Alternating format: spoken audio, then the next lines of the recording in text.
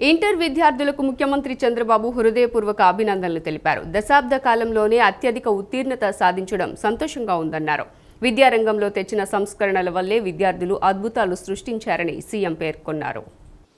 Inter విద్యార్థులందరికీ ముఖ్యమంత్రి చంద్రబాబు హృదయపూర్వక అభినందనలు తెలిపారు. ఇంటర్మీడియట్ పబ్లిక్ పరీక్షల్లో ప్రభుత్వ జూనియర్ కళాశాలలు ఉత్తీర్ణతలో ఈ దశాబ్ద కాలంలో అత్యధిక పెరుగుదలను చూడటం ఆనందంగా ఉందని అన్నారు. విద్యారంగంలో ప్రవేశపెట్టిన విప్లవాత్మక సంస్కరణలే విద్యార్థులు అద్భుతాలు సృష్టించేలా చేశాయని సీఎం గుర్తు చేశారు. ఇంటర్ ఫలితాల్లో 94.7% ఉత్తీర్ణత సాధించిన గురుకుల విద్యార్థులకు మంత్రి డోలా బాలవీరాంజనేయ స్వామి అభినందనలు తెలిపారు. గతం కంటే ఈ ఏడాది మెరుగైన ఫలితాలు వచ్చాయని అన్నారు. పేద విద్యార్థులు ఉన్నత స్థాయి చదువులు చదివి సమాజంలో గొప్ప స్థాయికి ఎదగాలన్నదే సీఎం చంద్రబాబు లక్ష్యమని మంత్రి స్పష్టం చేశారు. ఇంటర్ పరీక్షా ఫలితాల్లో కృష్ణా జిల్లా అగ్రస్థానంలో నిలవడం సంతోషంగా ఉందని మంత్రి కొల్లు రవీంద్ర హర్షం వ్యక్తం చేశారు. ఉపాధ్యాయుల పట్టుదల, ఉపాధ్యాయుల నిబద్ధతతోనే ఇలాంటి ఫలితాలు సాకారమయ్యాయని మంత్రి కొల్లు పేర్కొన్నారు. టీటీడీ ప్రతిష్టతను దిగజార్చేందుకు టీటీడీ మాజీ చైర్మన్ భూమన కరుణాకర్ రెడ్డి పన్నాగాలు పన్నుతున్నారని మంత్రి కొల్లు రవీంద్ర ఆరోపించారు. 100 గోవులు మృతి చెందాయంటూ ఎస్వీ గోశాలపైన అసత్య ప్రచారం చేస్తున్నారని ఆగ్రహించారు. తాళిబొట్ల కుంభకోణం, ప్లాస్మా టీవీల కుంభకోణం, డాలర్ల మాయంతో పాటు అధికారాన్ని అడ్డుపెట్టుకుని భూమన నిధులు సైతం దారి మళ్లించారని ఆరోపించారు. కులాలు, మతాలు, ప్రాంతాల మధ్య చిచ్చుపెట్టి రాజకీయ లబ్ధి పొందేందుకు వైఎస్ జగన్మోహన్ రెడ్డి కుట్రలు చేస్తున్నారని ఏపీ ఎక్సైజ్ గనుల శాఖ మంత్రి కొల్లు రవీంద్ర మండిపడ్డారు. సాక్షి ఛానల్ పత్రికలో తప్పుడు కథనాలు ప్రసారం చేయిస్తూ ప్రజల మధ్య విద్వేషాలు రెచ్చగొట్టేందుకు ప్రయత్నిస్తున్నారని ఆరోపించారు. ఆంధ్రప్రదేశ్లో క్రైస్తవులు ముస్లింలను రెచ్చగొట్టే ప్రయత్నం చేస్తున్నారని ధ్వజమెత్తారు. అందుకు పాస్టర్ ప్రవీణ్ పగడాల మృతి, తిరుమలలో గోవుల మృతి అంశాలను వాడుకుంటున్నారని మంత్రి కొల్లు మండిపడ్డారు. అందులో భాగంగానే టీటీడీ ప్రతిష్టను దిగజార్చేందుకు టీటీడీ మాజీ చైర్మన్ భూమన కరుణాకర్ రెడ్డి పన్నాగాలు పన్నుతున్నారని మంత్రి కొల్లు ఆరోపించారు. 100 గోవులు మృతి చెందాయంటూ ఎస్వీ గోశాలపై అసత్య ప్రచారం చేస్తున్నారని ఆగ్రహించారు. అన్యమతాన్ని అనుసరిస్తూ నాస్తికుడిగా చెప్పుకునే కరుణాకర్ రెడ్డి టీటీడీపై చెయ్యని కుట్రలు లేవని మంత్రి కొల్లు నిప్పులు చెరిగారు. తాలిబొట్ల కుంభకోణం, ప్లాస్మా టీవీల కుంభకోణం, డాలర్ల మాయంతో పాటు అధికారాన్ని అడ్డుపెట్టుకుని భూమన నిధులు సైతం దారి మళ్లించారని ఆరోపించారు. మత విద్వేషాలు రెచ్చగొట్టాలని ఈరోజు రకరకాలైనటువంటి ఎత్తుగళ్ళు ఎత్తుతూ ప్రజల్ని దారి మళ్లించే కార్యక్రమాలు చేస్తూ ఉన్నారు. ఈరోజు టీటీడీకి సంబంధించినటువంటి గోశాలలో మరణాలు జరిగినాయి, గోమరణాలు జరిగినాయి అని చెప్పి ఒక కొత్త అసత్య ప్రచారానికి కరుణాకర్ రెడ్డి గారు దిగుతూ ఉన్నారు. ఈరోజు ప్రపంచవ్యాప్తంగా కోట్లాది మంది భక్తుల మనోభావాల్ని దెబ్బతీసే విధంగా ఇటువంటి తప్పుడు ప్రచారాలు చేయడానికి మరి కరుణాకర్ రెడ్డి గారు ప్రయత్నం చేస్తున్నారని చెప్పి ఖచ్చితంగా మనం అందరం కూడా చెప్పొచ్చు. తిరుమల తిరుపతి పవిత్రత మీద స్వామివారి గురించి కూడా మరి గతంలో నల్లరాయది, దాని మీద చెప్పు విసిరితే ఏమవుద్ది, పెకలించేస్తామని చెప్పి మాట్లాడినటువంటి వ్యక్తి ఈ కరుణాకర్ రెడ్డి. ఇవాళ ఆయన వచ్చి ఇటువంటి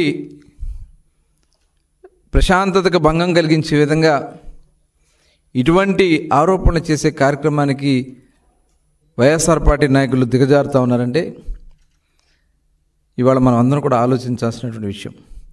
కోట్లాది దేవతలతో సమానమైనటువంటి గోమాత మీద కూడా ఇలాంటి తప్పుడు ప్రచారాలు చేయటానికి ఇవాళ వైఎస్ఆర్ పార్టీ నాయకులు దిగజారుతూ ఉన్నారంటే మనం అందరం కూడా ఆలోచించాల్సినటువంటి విషయం.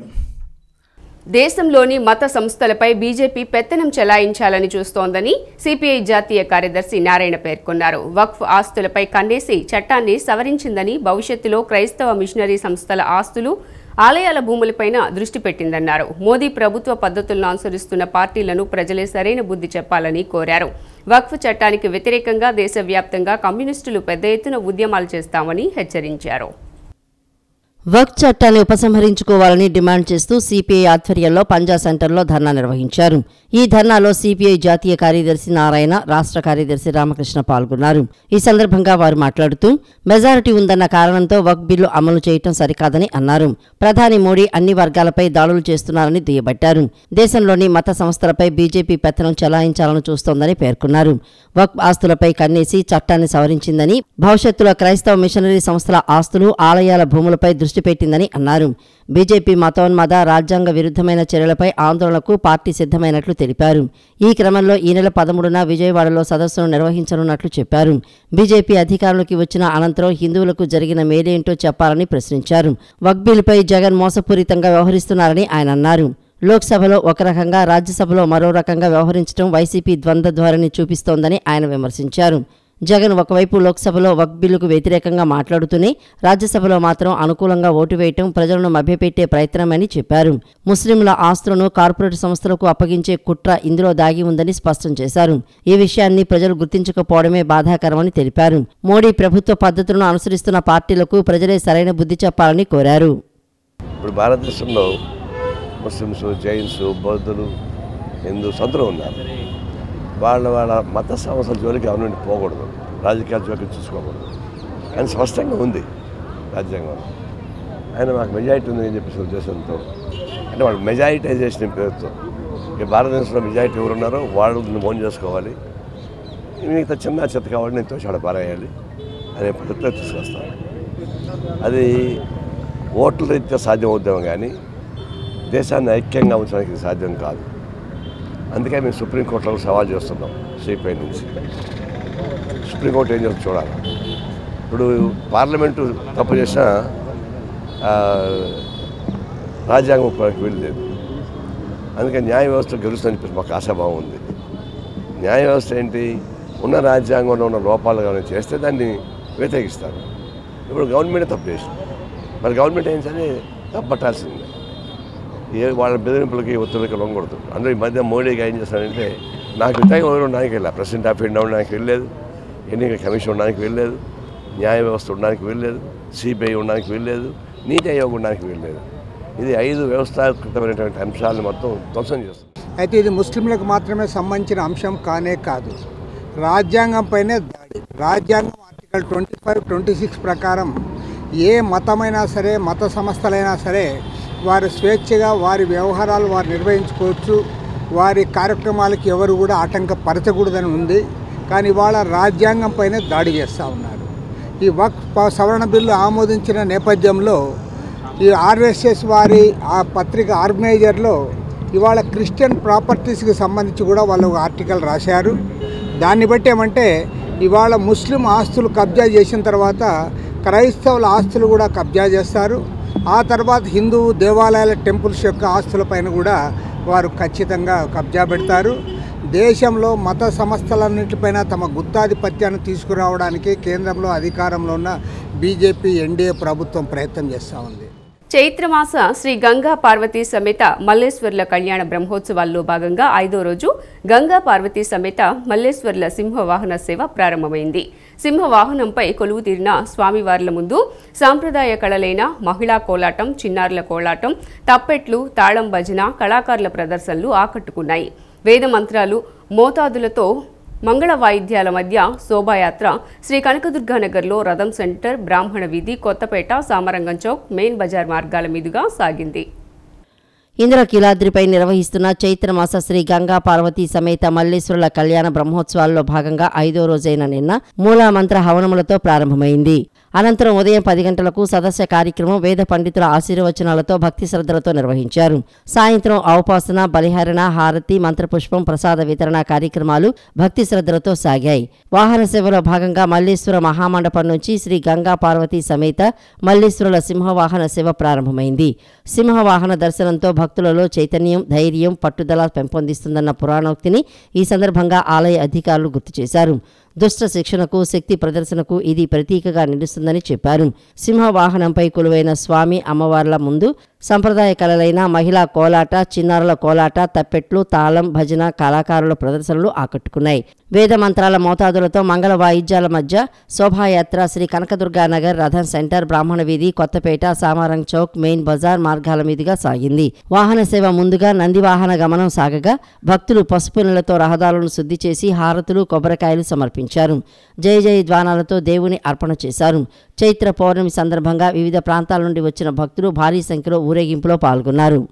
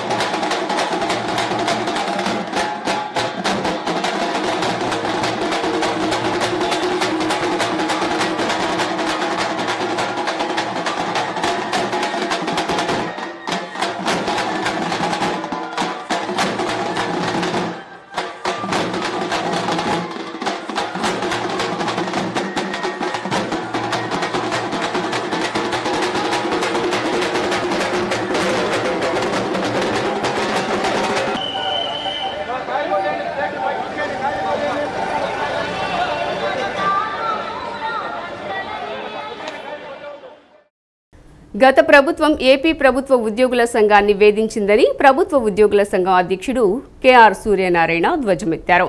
విశ్రాంత ఐఏఎస్తో కూడిన పీఆర్సీ వద్దని సిట్టింగ్ జడ్జి లేదా 3 సభ్యులతో కూడిన వేతన సవరణ సంఘాన్ని ఏర్పాటు చేయాలని కోరారు. గడిచిన 11వ వేతన సవరణ సంఘాలు ఇచ్చిన నివేదికల్లో పేరు తేదీ మినహా మరేమీ మారలేదన్నారు. గత ప్రభుత్వం ఏపీ ప్రభుత్వ ఉద్యోగుల సంఘాన్ని వేధించిందని ప్రభుత్వ ఉద్యోగుల సంఘం అధ్యక్షుడు కెఆర్ సూర్యనారాయణ ధ్వజమెత్తారు. దీనిపై రాష్ట్ర గవర్నర్ను కలిసి ఫిర్యాదు చేశామని తెలిపారు. ఉద్యోగులకు రావాల్సిన బకాయిలు 25,000 కోట్లకు పేరుకుపోయాయని అన్నారు. కూటమి ప్రభుత్వం ఉద్యోగుల పట్ల సానుకూలంగానే ఉందని, అందుకే తమకు రావాల్సిన 6,200 కోట్లు చెల్లించిందని తెలిపారు. ఆర్థిక ఇబ్బందుల వల్ల ఉద్యోగులుగా తాము కూడా ఒత్తిడి చేయటం లేదని సూర్యనారాయణ స్పష్టం చేశారు. విశ్రాంత ఐఏఎస్తో కూడిన పీఆర్సీ వద్దని, సిట్టింగ్ జడ్జి లేదా 3 సభ్యులతో కూడిన వేతన సవరణ సంఘాన్ని ఏర్పాటు చేయాలని కోరారు. గడిచిన 11 వేతన సవరణ సంఘాలు ఇచ్చిన నివేదికల్లో పేరు తేదీ మినహా మరేమీ లేదని అన్నారు. విశ్రాంత ఐఏఎస్ అధికారుల పునరావాస కేంద్రంగా మాత్రమే వేతన సవరణ సంఘం పరిమితం అవుతోందని వ్యాఖ్యానించారు. పీఆర్సీ ఇచ్చేంత వరకు ఐఆర్ ప్రకటించాలని కోరుతున్నామని అన్నారు. కనీసం ఒక్క డిఏ అయినా ప్రకటించాలని విన్నవించారు. ఉద్యోగుల ఫిర్యాదుల పరిష్కారం కోసం ఓ యంత్రాంగం లేదని అన్నారు. జాయింట్ స్టాఫ్ కౌన్సిల్ వ్యవస్థ విఫలమైందని భావిస్తున్నామని తెలిపారు. ఇచ్చిన ఫిర్యాదులు అసలు పరిష్కారం కావడం లేదని, కొందరు ఐఏఎస్ అధికారులు నిర్లక్ష్యంగా వ్యవహరిస్తున్నారని మండిపడ్డారు. పాలనా సంస్కరణలు చేపట్టాల్సిన అవసరం ఉన్నది. ఒక వింత ధోరణి ప్రబలింది ఆంధ్రప్రదేశ్ రాష్ట్ర అడ్మినిస్ట్రేటివ్ ఫంక్షనింగ్లో. ఎవరైనా ఒక అధికారికి ఒక దరఖాస్తు ఇస్తే ఆ దరఖాస్తు మీద నిర్ణయం చేసే అధికారం కలిగిన అధికారి దాన్ని పరిశీలించి అవును కాదు చెప్పకుండా కనీసం పరిశీలన చేయటం లేదు. ఏమన్నా అంటే సీఎం ఆఫీస్ నుంచి సర్క్యులేటర్ని రాయించుకురండి, మంత్రి గారితో పుట్టప్పని రాయించుకురండి అనేటువంటి మాటలు వినిపిస్తూ ఉన్నాయి. అంటే సాధారణ పౌరుడు ఒక ఉద్యోగస్తుడు దరఖాస్తు మీద ముఖ్యమంత్రి గారు సర్క్యులేటర్ని రాస్తే తప్ప ఆ సంబంధిత కార్యదర్శులు ఆ విజ్ఞాపన పత్రాన్ని పరిశీలించరా అని నేను సూటిగా ప్రశ్నిస్తా ఉన్నా. అదే రకంగా 90% మంది ఐఏఎస్ అధికారులు మాకు మార్గదర్శకంగా నిలుస్తూ ఉన్నారు. మా విధి నిర్వహణలో కానీ, మా బాధ్యతలు నిర్వర్తించే విషయంలో కానీ, మాకు సరైనటువంటి పందాన్ని నేర్పించే విషయంలో కానీ 90% మంది ఐఏఎస్ అధికారులు మాకు మార్గదర్శకంగా నిలుస్తూ ఉన్నారు. వారికి హృదయపూర్వకంగా ఆంధ్రప్రదేశ్ ప్రభుత్వ ఉద్యోగుల సంఘం ధన్యవాదాలు తెలుపుతూ, విశ్వశాంతి లోక కళ్యాణం కోసం అఖండ శ్రీ హనుమాన్ చాలీసా పారాయణంను విజయవాడ కృష్ణా నది తీరాన బబ్బూరి గ్రౌండ్స్లో శ్రీ వైష్ణవ మహాదివ్యక్షేత్ర సేవా సంఘం ఆధ్వర్యంలో నేడు అఖండ హనుమాన్ చాలీసా పారాయణం కార్యక్రమాన్ని నిర్వహిస్తున్నట్లు దత్తపీఠాధిపతి గణపతి సచ్చిదానంద స్వామీజీ తెలిపారు. 11 సార్లు హనుమాన్ చాలీసా పారాయణం చేయటం జరుగుతుందని, మధ్య మధ్యలో సుందరకాండ పారాయణం చేస్తామన్నారు. సామూహిక పారాయణంలో శక్తి ఉందన్నారు. పటమటలోని దత్తపీఠంలో శ్రీ గణపతి సచ్చిదానంద స్వామీజీ చేతుల మీదుగా శ్రీ వైష్ణవ మహాదేవ క్షేత్ర సేవా సంఘం కార్యదర్శి దూపుగుంట శ్రీనివాసరావు అఖండ హనుమాన్ చాలీసా పారాయణ కార్యక్రమం ఆహ్వాన పత్రికను ఆవిష్కరింపజేశారు. అనంతరం గణపతి సచ్చిదానంద స్వామీజీ మాట్లాడుతూ పెనుమాక గ్రామంలో గల శ్రీ వైష్ణవ మహాదేవ క్షేత్రంలో 365 రోజుల పాటు అఖండ శ్రీ హనుమాన్ పారాయణ కార్యక్రమం నిర్వహించడం మామూలు విషయం కాదని అన్నారు. ముగింపు కార్యక్రమానికి సంకేతంగా బాబూరి గ్రౌండ్స్లో ఈ నెల 7 నుండి 13వ తేదీ వరకు 50,000 మంది భక్తులతో హనుమాన్ చాలీసా పారాయణ చేస్తున్నారని, నేడు అఖండ పారాయణ కార్యక్రమం నిర్వహిస్తున్నారని తెలిపారు. 11 సార్లు హనుమాన్ చాలీసా పారాయణం చేయటం జరుగుతుందని, మధ్య మధ్యలో సుందరకాండ పారాయణం చేస్తామని అన్నారు. సామూహిక పారాయణంలో శక్తి ఉందన్నారు. భక్తులు ఈ పారాయణంలో పాల్గొనాలని కోరారు. హనుమంతుడు దివ్యమైనటువంటి మూర్తిని చూడటం కానీ, కార్యసిద్ధి హనుమంతుడిని ప్రార్థన చేయటం కానీ, ఇతర దేశాల్లో మనం వెళ్ళినప్పుడు అమెరికాలో కొన్ని లక్షల మంది యువకులు ఆకర్షితున్నారు. హనుమాన్ ఆలయాన్ని డాలాస్లో మాణిక్య హనుమంతుడిని స్థాపన చేయటం జరిగింది. అదొక అగ్రహారం లాగా తయారైంది. ఒక లిటిల్ ఇండియా అని కూడా పిలుస్తారు దాన్ని డాలాస్లో. ఆ డాలాస్ ఊరు అంతకంతా ఉండింది. ఈ హనుమాన్ ఆలయం వచ్చిన తర్వాత ఎన్నో ఫ్యాక్టరీలు, ఎంతమందికో ఉద్యోగం అగ్రహారంలో. ఒక ఇండియాకు పరిగెత్తుకొని వెళ్ళినట్టుగా అనిపిస్తుంది జనానికి. అటువంటి కార్యక్రమాలు ఎన్నో తినడాట్లో కూడా మన రాష్ట్రం కాదు, మన జనము కాదు, మన భాష కాదు. ఎప్పుడో 15 ఏళ్ల కిందటనే హనుమంతుడిని స్థాపన కూడా జరగటం జరిగింది. తత్వాన్ని మనం అందరూ తెలుసుకొని మన భక్తిని స్వామిలో మనం పెడితే పాడి పంటలు బాగా ఉంటాయి, ప్రజలందరూ క్షేమంగా ఉంటారు. ఇప్పుడు కాలంలో మీకు అందరికీ తెలుసు, ప్రతి నిత్యము ఒక అవాంతరమైనటువంటి ఒక న్యూస్లు మన దగ్గర వస్తున్నాయి.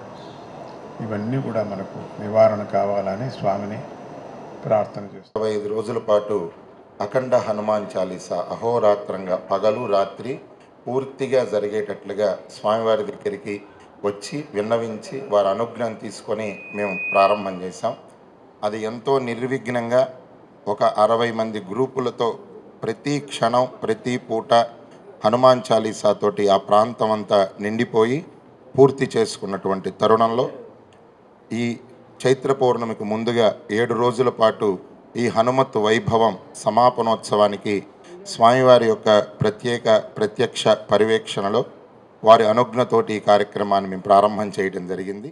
ఉగాది పురస్కారాలను పురస్కరించుకుని ఇరు తెలుగు రాష్ట్రాల జర్నలిస్టులకు అవార్డులు ప్రదానం చేయడం అభినందనీయమని retired high court judge Nutalapati Venkataramana తెలిపారు. నిస్వార్థంగా పనిచేస్తున్న జర్నలిస్టులను తెలుగు జర్నలిస్టుల సంక్షేమ సంఘం ప్రోత్సహించడం అభినందనీయమని ఆయన కొనియాడారు. తెలుగు జర్నలిస్టుల సంక్షేమ సంఘం ఆధ్వర్యంలో తుమ్మలపల్లి కళాక్షేత్రం నందు ఇరు రాష్ట్రాల జర్నలిస్టులకు ఉగాది పురస్కార ప్రధానోత్సవ కార్యక్రమం ఘనంగా నిర్వహించడం జరిగింది. ఉగాది పురస్కారాల ప్రధానోత్సవ కార్యక్రమానికి retired high court judge Nutalapati Venkataramana పలువురు ప్రముఖులు పాల్గొన్నారు. జర్నలిస్టుల సంఘం పాట పోస్టర్ను retired high court judge Nutalapati Venkataramana చేతుల మీదుగా ఆవిష్కరణ చేశారు. అనంతరం జర్నలిస్టులకు నూతలపాటి వెంకటరమణ చేతుల మీదుగా అవార్డులను అందజేశారు. జర్నలిస్టులకు మెమంటో, ప్రశంసా పత్రం, 5,000 రూపాయలు పారితోషికాన్ని తెలుగు జర్నలిస్టుల సంక్షేమ సంఘం అందజేస్తుందని నూతలపాటి వెంకటరమణ చెప్పారు. జర్నలిస్టుల సంఖ్య ఎంత పెరిగిందో మరి అదే రకంగా జర్నలిస్టుల మీద విమర్శలు కూడా అంతే పెరిగిపోయింది. క్షమించాలా, నేను ఈ సభకు ఒప్పుకునే ముందు రంగనాయకులు గారు చాలా స్పష్టంగా చెప్పాను. రంగనాయకులు గారు, నేను కొన్ని వాస్తవాలు మాట్లాడతాను, మీ సభ్యులకి ఏదైనా అభ్యంతరం బాధ కలిగిస్తే ఏమనుకోవచ్చు అంటే, లేదండి మీరు మాట్లాడాలన్నారు. ఎందుకు మాట్లాడుతున్నానంటే, ఏదైనా సరే ఒక వృత్తి కానీ ఉద్యోగం కానీ మనం చేసేటప్పుడు మనకు సరైనటువంటి గౌరవం ఉండాలి, అదేవిధంగా సరైనటువంటి గుర్తింపు ఉండాలా. అప్పుడే మనం ఆ వృత్తికి కానీ ఆ ఉద్యోగానికి కానీ న్యాయం చేయగలుగుతాం. రంగనాయకులు గారు చెప్పారు కొన్ని సమస్యలు, జర్నలిస్టులకు ఉన్నటువంటి సమస్యలు. అది నేను సమస్యల గురించి తర్వాత చెప్తాను, ఎందుకంటే నాకు బాగా తెలుసు కాబట్టి నేను ఆ విషయాల గురించి చెప్తాను. ముందు మనం ఆత్మవిమర్శ చేసుకుని మనం ఎంతవరకు వృత్తి పట్ల నిబంధనతో పనిచేస్తున్నాం అనేటటువంటి ఒకటి మనం ప్రశ్నించుకోవాలి. సెల్ఫ్ ఇంట్రాక్షన్, మన వృత్తిని ఖచ్చితంగా సమాజ హితం కోసం కానీ మనం ఇస్తున్నటువంటి వార్తలు కానీ చెప్తున్నటువంటి అంశాలు కానీ ఏ రకంగా ఉపయోగపడుతున్నాయి అనేటటువంటి ఒకటి మనం ప్రశ్నించుకోవాలి. సీఎం చంద్రబాబు ముఖ్యమంత్రి అయిన తర్వాత చేతి వృత్తిదారులను ప్రోత్సహించే విధంగా పర్యటనలు చేయటం జరుగుతుందని విజయవాడ తూర్పు నియోజకవర్గ ఎమ్మెల్యే గద్దె రామ్మోహన్ తెలిపారు. వారి సమస్యలను తెలుసుకుని క్షేత్రస్థాయిలో పరిష్కరించేందుకు కృషి చేస్తున్నారని తెలిపారు. విజయవాడ తూర్పు నియోజకవర్గం 11వ division Patamata high school road, Rythu Bazar, party office ఏరియాలో ప్రజా సమస్యలపై ఎమ్మెల్యే గద్దె రామ్మోహన్ పర్యటించారు. ఈ సందర్భంగా నిరుపేద కుటుంబాలకు చెందిన 3 పార్టీ కార్యకర్తలకు స్వయం ఉపాధి చేసుకునేందుకు ప్లాట్ఫామ్ రిక్షా, 2 తోపుడు బండ్లు పంపిణీ చేశారు. అనంతరం మీడియాతో మాట్లాడుతూ ముఖ్యమంత్రి చంద్రబాబు P4 విధానంతో రాష్ట్రంలోని వెనుకబడిన వర్గాలకు చేయూత ఇచ్చే విధంగా కార్యక్రమాలు చేపట్టడం జరుగుతుందని అన్నారు. పారిశ్రామికవేత్తలను తీసుకువచ్చి పేదలకు అండగా నిలిచేలా ప్రోత్సహిస్తున్నారని, తద్వారా పేదరికాన్ని రూపుమాపేందుకు కృషి చేస్తున్నట్లు చెప్పారు. చేతి వృత్తిదారులను ప్రోత్సహించేలా పనిముట్లు అందజేయడం జరుగుతుందన్నారు. చేతి వృత్తితో ఉపాధి పొందుతున్న చాలా కుటుంబాలను పరామర్శించారు. వాళ్ళ ఇంట్లోకి వెళ్ళారు. వాళ్ళు చేస్తున్న పనులన్నీ కూడా చూడటం జరిగింది. వాళ్ళు పడే శ్రమని గ్రహించడం జరిగింది. ఆ విధంగా ఒక ఊళ్ళు మంగళగిరి వెళ్తే చేనేత కార్మికులు, ఇంకోసాటికి వెళ్తే చిన్న టీ కొట్టు పెట్టుకున్న వాళ్ళు ఆ విధంగా కుటుంబాలని పరామర్శిస్తూ ఎక్కడికక్కడ వాళ్ళ సమస్యల పరిష్కారం కోసం నిధులు కేటాయించడం జరుగుతాం.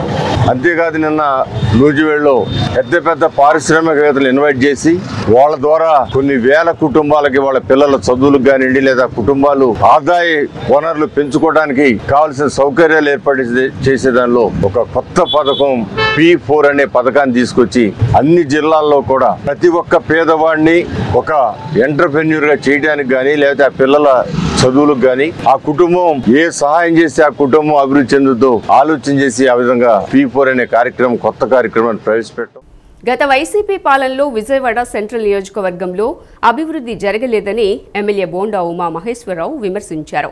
రాజీవ్ నగర్ నుంచి కండ్రిక వరకు 9 కోట్లతో, అలాగే కండ్రిక సెంటర్ నుంచి మెయిన్ రోడ్డు వరకు 4 కోట్లతో ప్రధాన డ్రైనేజ్ నిర్మాణానికి చర్యలు తీసుకున్నామని వివరించారు. నియోజకవర్గంలోని ప్రతి డివిజన్ ప్రజా సమస్యలపై తనకి పూర్తి అవగాహన ఉందని, వాటి పరిష్కార దిశగా నిరంతరం పనిచేస్తున్నట్లు ఉమా స్పష్టం చేశారు. సెంట్రల్ నియోజకవర్గంలోని 64వ డివిజన్లో నూజివీడు రహదారి పక్కన గల మణికంఠ నగర్లో గత 5 సంవత్సరాలుగా పెండింగ్లో ఉన్న రహదారి అభివృద్ధి పనులకు ప్రభుత్వ విప్ సెంట్రల్ నియోజకవర్గ శాసనసభ్యులు బోండా ఉమామహేశ్వరరావు శంకుస్థాపన చేశారు. 19.43 లక్షల వ్యయంతో ఈ రహదారిని బిటుమిన్ బీటీ రహదారిగా అభివృద్ధి చేయనున్నారు. ఈ సందర్భంగా బోండా ఉమా మాట్లాడుతూ నియోజకవర్గంలోని శివారు ప్రాంతమైన 64వ డివిజన్ను పూర్తి స్థాయిలో అభివృద్ధి చేయడం కోసం నిధులు కేటాయించినట్లు తెలిపారు. గత 5 సంవత్సరాల వైఎస్ఆర్సీపీ పాలనలో డివిజన్ అభివృద్ధికి న్యాయం జరగలేదని విమర్శించారు. ప్రధాన అంతర్గత రహదారులు, మురుగునీటి కాలువల ఆధునీకరణ, మంచినీటి వసతి మెరుగుదల, వీధి దీపాల ఏర్పాట్లపై ప్రభుత్వం దృష్టి సారించిందని చెప్పారు. గత 9 నెలల టీడీపీ కూటమి పాలనలో నియోజకవర్గంలో 193 కోట్ల వ్యయంతో అభివృద్ధి కార్యక్రమాలు ప్రారంభించినట్లు తెలిపారు. ఇప్పటికే కొన్ని పనులు పూర్తి కాగా మరికొన్ని సాగుతున్నాయని చెప్పారు. ముఖ్యంగా రాజీవ్ నగర్ నుంచి కండ్రిక వరకు 9 కోట్లతో, అలాగే కండ్రిక సెంటర్ నుంచి మెయిన్ రోడ్ వరకు 4 కోట్లతో ప్రధాన డ్రైనేజీ నిర్మాణానికి చర్యలు తీసుకున్నామని వివరించారు. నియోజకవర్గంలోని ప్రతి డివిజన్ ప్రజా సమస్యలపై తనకు పూర్తి అవగాహన ఉందని, వాటి పరిష్కార దిశగా నిరంతరం పనిచేస్తున్నట్లు ఉమా స్పష్టం చేశారు. ఈ శివారు ప్రాంతం అంటే విజయవాడ నగర కార్పొరేషన్ ఎండ్ అవుతున్నటువంటి ప్రాంతం 64వ డివిజన్. దీన్ని పూర్తి స్థాయిలో అభివృద్ధి పదంలో ఇక్కడ ఉన్నటువంటి సమస్యలు, డ్రైన్లు కానీ, కమ్యూనిటీ హాల్స్ కానీ, స్ట్రీట్ లైట్లు కానీ, రోడ్లు కానీ అన్నిటిని కూడా వేగవంతం చేసాం. ఒక మేజర్ డ్రైన్ మొన్నే రాజీవ్ నగర్ దగ్గర నుంచి 9 కోట్ల రూపాయలతో శంకుస్థాపన చేసాం. పనులన్నీ వేగంగా జరుగుతూ ఉన్నాయి. అలాగే ఇక్కడ కండ్రిక సెంటర్ నుంచి నున్న రోడ్లో ఉన్నటువంటి మెయిన్ డ్రైన్ కూడా ఎస్టిమేషన్ చేపించాం. 2 డ్రైన్ వర్క్లు మొదలు పెడతాం, స్టార్ట్ చేయడం, శంకుస్థాపన చేయడం జరిగింది. ఏది ఏవైనా మా సెంట్రల్ నియోజకవర్గంలో 21 డివిజన్లో ప్రతి పని మీద, ప్రతి సమస్య మీద అవగాహన ఉంది. పట్టణ ప్రజల దాహార్తిని తీర్చేందుకు చలివేంద్రాలు ఏర్పాటు చేశామని ఉయ్యూరు మున్సిపల్ చైర్మన్ వల్లభనేని సత్యనారాయణ తెలిపారు. ఉయ్యూరు పట్టణంలో వేసవికాలం దృష్ట్యా ఏర్పాటు చేసిన చలువ పందిర్లు చలివేంద్రాన్ని మున్సిపల్ చైర్మన్ ప్రారంభించారు. వేసవికాలం దృష్ట్యా ఉయ్యూరు పట్టణంలో పట్టణ ప్రజలకు, దూర ప్రాంతాలకు ప్రయాణించే ప్రయాణికులకు ఇబ్బంది లేకుండా చలువ పందిర్లను, చలివేంద్రాలను మున్సిపల్ శాఖ ఆధ్వర్యంలో ఏర్పాటు చేశారు. ఈ చలువ పందిర్లను నగర పంచాయతీ చైర్మన్ వల్లభనేని సత్యనారాయణ ప్రారంభించారు. ఈ కార్యక్రమంలో ఆయనతో పాటు కౌన్సిలర్ లక్ష్మి, పట్టణ టీడీపీ అధ్యక్షులు జంపాన గురునాథరావు, టీడీపీ నాయకులు పండ్రాజు చిరంజీవి, నరేష్ తదితరులు పాల్గొన్నారు. ఈ సందర్భంగా మున్సిపల్ చైర్మన్ మాట్లాడుతూ వేసవి కాలంలో ఎండ వలన దూర ప్రాంతాలకు ప్రయాణం చేసే ప్రయాణికులు ఎండలోనే నిరీక్షించవలసి వస్తోందని, వారికి నీడ కల్పించేందుకు సెంటర్లో చలువ పందిర్లు ఏర్పాటు చేసినట్లు తెలిపారు. అలాగే పట్టణ ప్రజల దాహార్తిని తీర్చేందుకు పలు చోట్ల చలివేంద్రాలను సైతం ఏర్పాటు చేశామని చైర్మన్ తెలియజేశారు. ఉయ్యూరు నగర పంచాయతీ ఏరియా సెంటర్లో చలువ పందిరి ఏర్పాటు చేసి మంచినీటి సౌకర్యం ఏర్పాటు చేయడం జరిగింది. ప్రజలకి వేసవకాలం ఇబ్బంది పడకుండా బస్ స్టాండ్ దగ్గర, బస్ స్టాప్లో ఏర్పాటు చేయడం జరిగింది.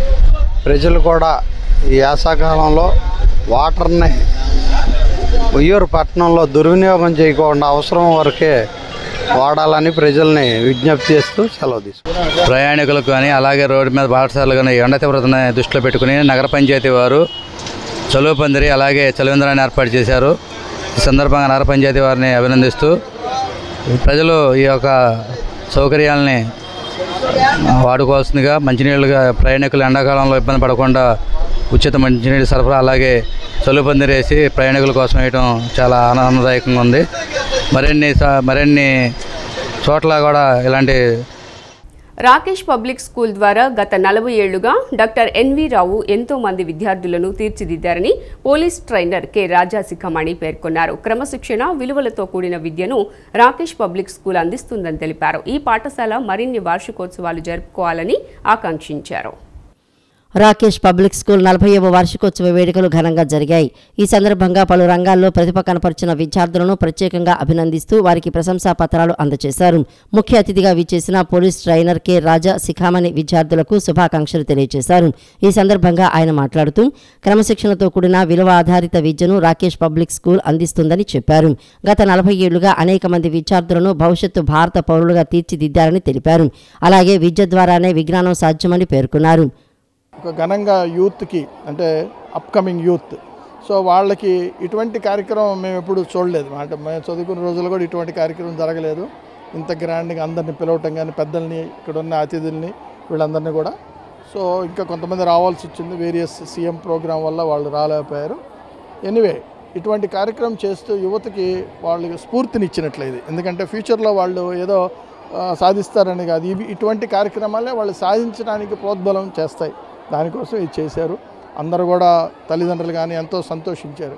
ఇది ఎందుకంటే వాళ్ళు కూడా నా పిల్లలు, నా కొడుకు, నా కూతురు ఇట్లా చేశారు, వాళ్ళకి సన్మానం జరిగింది అని గొప్పగా చెప్పే అవకాశం కలిగించారు రావు గారు.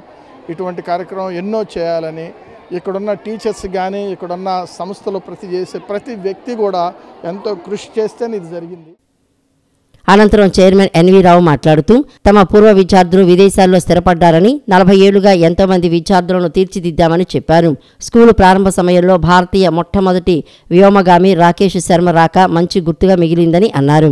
ఆయన పేరు మీదే స్కూల్ ప్రారంభించామని, తమ విద్యార్థుల్లో ఒకరు ఇస్రోలో శాస్త్రవేత్తగా పనిచేస్తూ ఉండటం గర్వకారణమని ఆయన పేర్కొన్నారు.